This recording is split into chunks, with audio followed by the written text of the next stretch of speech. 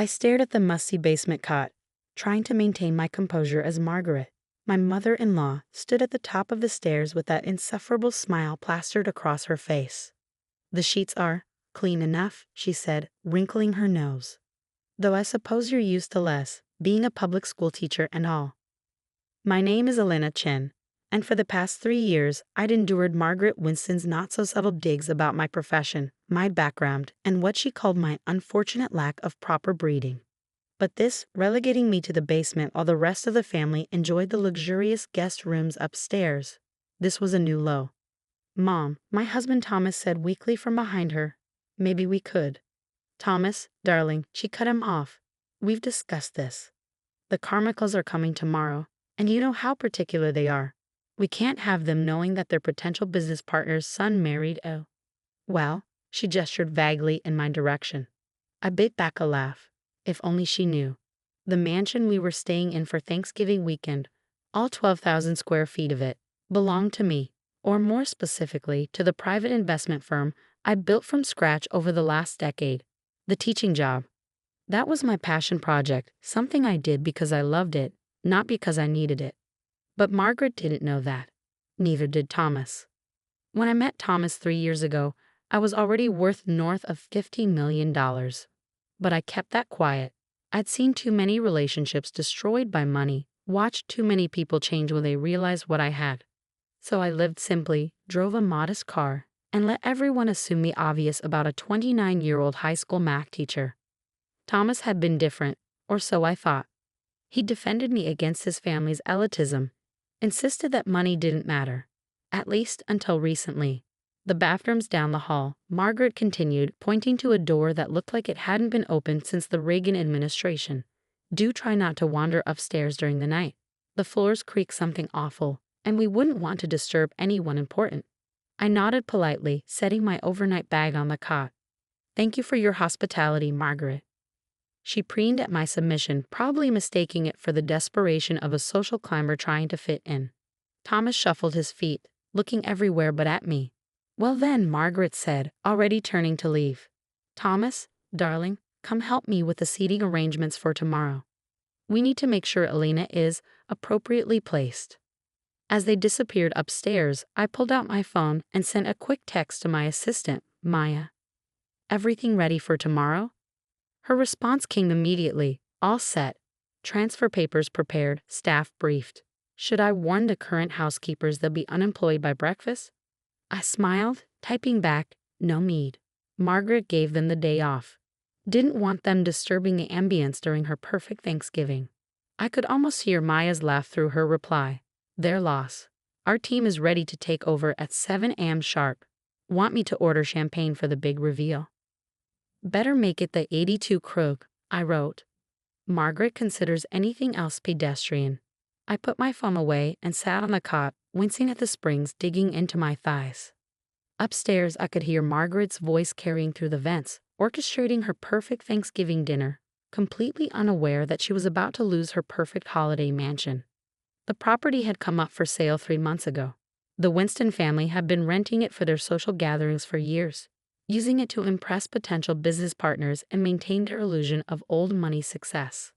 But the truth was, they were hemorrhaging cash.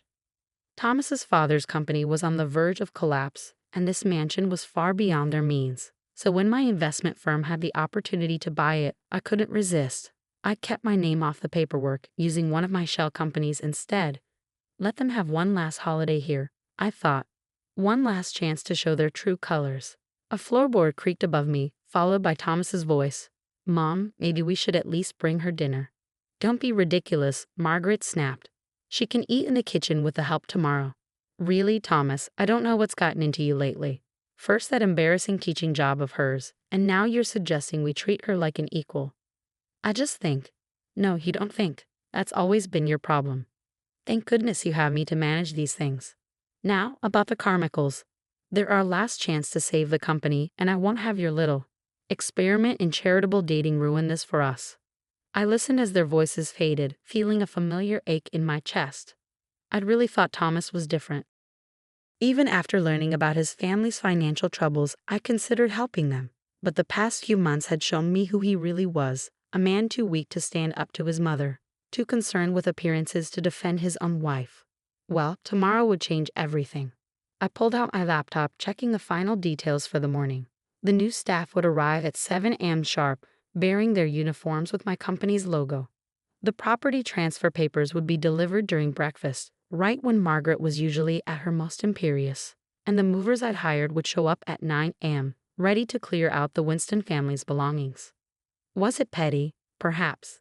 But after 3 years of condescension, after watching Thomas slowly transform from the man I loved into a pale imitation of his mother's values, I was done playing nice. A text from Maya lit up my phone. "Car's ready for tomorrow. Driver will be there at 6:30 a.m. to take you to get changed. Sure you don't want to sleep somewhere else tonight?" I looked around the basement at the water stains on the ceiling and the mysterious stains on the carpet. "No," I typed back. "I want to remember every detail of this. It'll make tomorrow that much sweeter." As I settled onto the lumpy cot, I could hear Margaret's voice drifting down again, planning tomorrow's festivities in excruciating detail. She had no idea that her perfect Thanksgiving was about to become anything but. I smiled in the darkness, setting my alarm for 6 a.m. In just a few hours, everyone in this house would learn exactly who Elena Chen really was.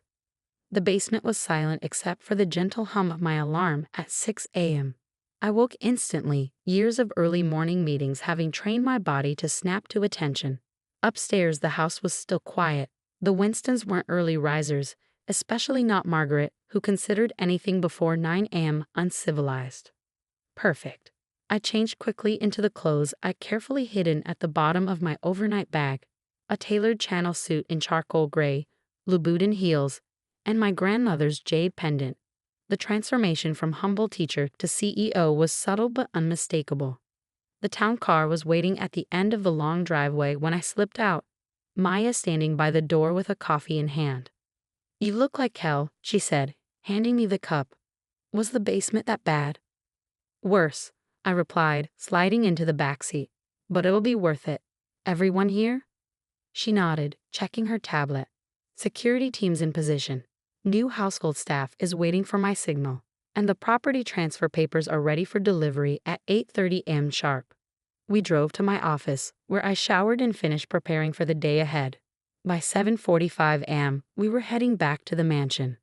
Through the car window, I could see the first signs of activity. Margaret's imported Italian coffee maker would be working overtime by now, and the kitchen would be buzzing with last-minute Thanksgiving preparations.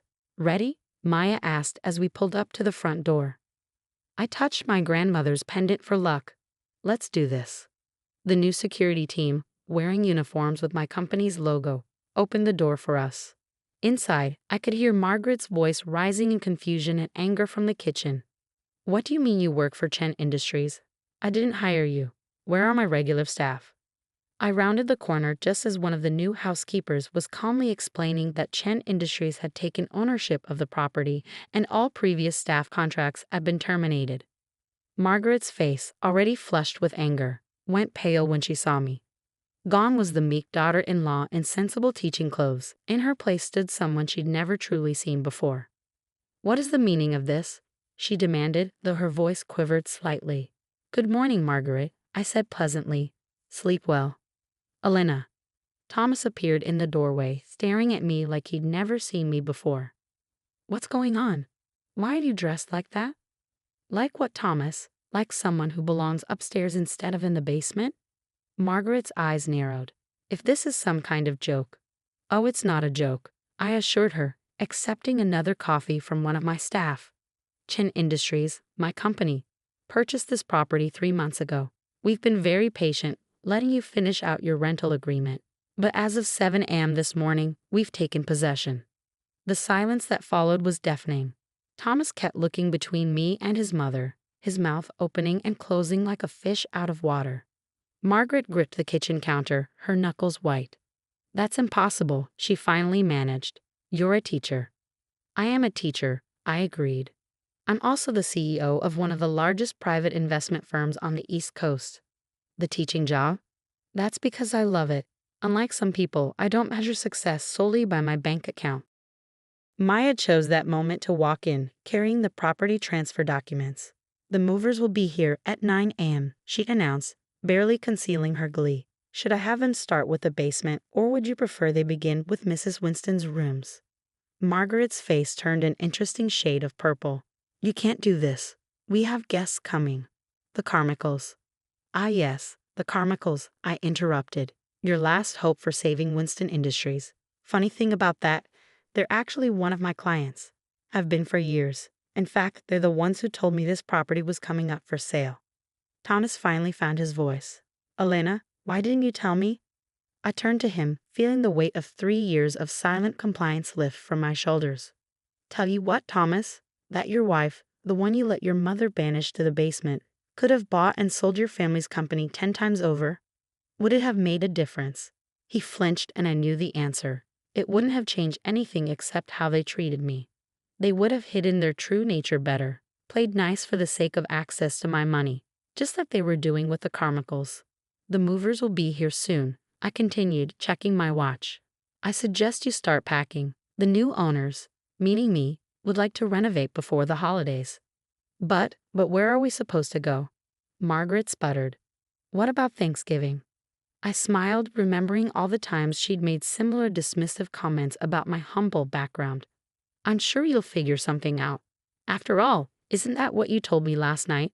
About knowing my place? The doorbell rang, right on schedule. Maya went to answer it, returning with a distinguished-looking couple in their 60s. Mr. and Mrs. Carmichael, I greeted them warmly. Thank you for coming early. Margaret's eyes widened in horror as the Carmichaels embraced me like an old friend. Elena dear, Mrs. Carmichael said, we wouldn't miss this for the world. Though I must say, when you told us about your little experiment with teaching, we thought you were mad. Sometimes the best way to understand people is to let them show you who they really are, I replied, watching as Margaret sank into a kitchen chair, her perfect Thanksgiving crumbling around her. The morning was about to get much more interesting. The next hour unfolded like a carefully orchestrated symphony. The movers arrived precisely at 9 a.m., their trucks lining the circular driveway. Margaret watched in horror as they began methodically packing up her precious antiques and family heirlooms, most of which, I knew, were actually rented for these occasions. You can't just throw us out, Thomas protested weakly. This is our holiday home.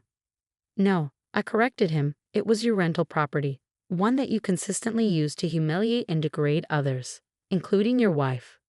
The Carmichaels observed this exchange with barely concealed amusement. They'd known me for years as a shrewd businesswoman, and now they were witnessing firsthand why I asked them to play along with my teacher facade. I must say, Mr. Carmichael commented, accepting a mimosa from one of my staff. This is far more entertaining than another stuffy Winston Thanksgiving. Margaret looked like she swallowed a lemon. James, surely you understand, our business arrangement will not be happening, he finished firmly. We've already signed with Chen Industries. Elena's proposal was, frankly, brilliant, unlike your son's rather desperate attempt to save your failing company. Thomas paled. You knew? About the company? I knew everything, I said quietly. About the debts, the failed ventures, your father's gambling problems. I could have helped, Thomas, if you'd been honest with me, if you treated me as a partner instead of someone to be ashamed of. Then why didn't you? He demanded. Because you needed to show me who you really were. And you did. Every time you stayed silent while your mother insulted me. Every time you chose appearance over substance. Last night in the basement, that was just the final confirmation. Maya appeared at my elbow. The master suite is cleared. Would you like to show the Carmichaels the renovations you're planning? I nodded, but Margaret wasn't finished. This is ridiculous. Thomas, are you going to let her treat your family this way? Thomas looked between his mother and me, and for a moment, I saw a flicker of the man I thought I married. But then it vanished, replaced by the same weak-willed compliance I'd grown to despise. You're right, Mother, he said. Elena, you need to stop this, whatever point you're trying to make. I held up my hand. The only point I'm making is that actions have consequences. You chose your mother's approval over your wife's dignity. Now you can have it permanently. I pulled an envelope from my bag and handed it to him. Divorce papers. My lawyer drew them up last week. Don't worry, I'm not asking for anything. You can keep whatever's left of your family's reputation. The sound of furniture being moved upstairs punctuated the silence that followed. Margaret had sunk into a chair, her perfect makeup streaked with tears. Thomas stared at the envelope like it might bite him. "You could have told me," he whispered. "Would it have changed anything?" I asked. "Would you have stood up to her? Defended me? Or would you have just hidden your contempt better? Played nice to access my money?" His silence was answer enough. Mrs. Carmichael touched my arm gently. "Shall we look at those renovation plans, dear? I have some wonderful ideas for the solarium." As we climbed the stairs, the same stairs Margaret had forbidden me to use last night, I heard Thomas's defeated voice. "Where are we supposed to go?" I paused, looking back at the family that had nearly broken my spirit. "I hear the basement's available. The renovations took 3 months. I kept the mansion's historic charm, but modernized the spaces that needed it. The basement was converted into a state-of-the-art classroom where I now teach weekend mathematics programs for underprivileged students. The same students Margaret would have sneered at now fill these halls with laughter and learning." Thomas signed the divorce papers without contest. Last I heard, he and Margaret had moved in with a distant cousin in Connecticut. Winston Industries filed for bankruptcy shortly after the Carmichaels publicly announced their partnership with Chen Industries. Sometimes, during quiet moments in this house, I think about that night in the basement, about the woman who silently accepted their judgment, who let them believe she was less than she was. She's gone now, replaced by someone who never again has to pretend to be small for others' comfort. Maya says I should have exposed them sooner, but I disagree. Some lessons are worth waiting for. Some revelations need the perfect timing. And some basements make excellent classrooms, once you clear out the cobwebs and let in the light.